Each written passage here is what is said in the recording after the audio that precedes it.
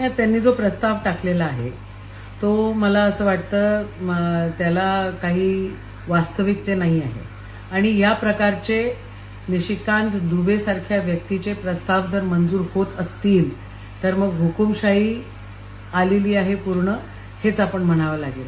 आणि एवढी काय भीती वाटते या लोकांना राहुल गांधींची? हे काय पहिल्याच वेळा नाही करत आहे. मागच्या वेळेला मागच्या पंचवार्षिकमध्ये पण त्यांचं सदस्यत्व रद्द करण्याचं त्यांचं घर काढून घेण्याचं ही अशी छोट्या छोट्या म्हणजे खालच्या दर्जाच्या कृती हे करतच राहतात. तुम्ही देशाला विकलेला आहे. आदरणीय राहुलजी गांधी विरोधी पक्ष नेता हे सातत्याने सांगतायत. तुम्ही 18% टॅरिफमध्ये त्या ठिकाणी शेतकऱ्यांचं, तुम्ही व्यापाऱ्यांचं, तुम्ही छोट्या व्यापाऱ्यांचं सगळ्यांचं तुम्ही उद्ध्वस्त करून टाकलेलं आहे इथं आयुष्य. आणि तुम्हाला जर प्रश्न विचारतायत तर तुम्ही सभागृहात येण्यासाठी त्या ठिकाणी तुमच्यामध्ये हिंमत नाही आहे.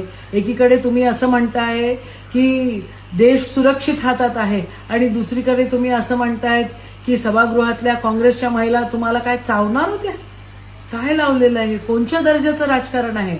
आदरणीय राहुल गांधी त्या ठिकाणी स्पष्ट बोलतायत की तुम्हाला कोणचा माझ्या विरुद्ध काय FIR दाखल करायचंय दाखल करा, अजून काय करायचं असेल करा, पण शेतकऱ्यांची बाजू, छोट्या व्यापाऱ्यांची बाजू, या देशाला विकण्याचं तुमचं षडयंत्र याला विरोधी पक्ष साथ देऊ शकत नाही. आणि तुमचा ज्या काही गोष्टीमध्ये तिथं दादागिरी सुरू आहे ही नाही सहन होऊ शकत.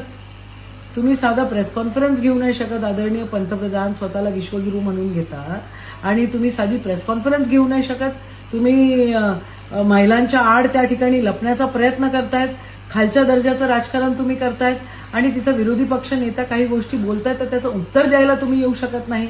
मला असं वाटतं या देशाचं म्हणजे राजकीय वळण एका वेगळ्याच स्वरूपामध्ये जात आहे. अशा प्रकारे कधीही या देशामध्ये ह्या इतक्या खालच्या दर्जाचं कोणीही घेतलं नाही. एप्स्टेन फाईलमध्ये